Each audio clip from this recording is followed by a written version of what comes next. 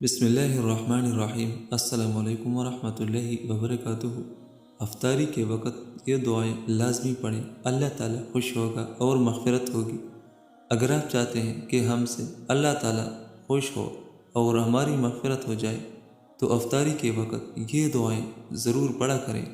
انشاءاللہ الرحمن اللہ تعالیٰ راضی ہوگا اور خوش ہوگا اور آپ کی مغفرت ہوگی۔ وہ دعائیں یہ ہیں۔ نمبر 1، اللہم انی اعوذ بک من النار۔ نمبر 2، جزا اللہ عنا محمدا ما هو اہلہ۔ نمبر 3، حسبنا اللہ ونعم الوکیل۔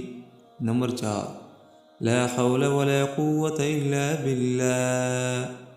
نمبر 5، سبحان اللہ وبحمدہ، سبحان اللہ العظیم۔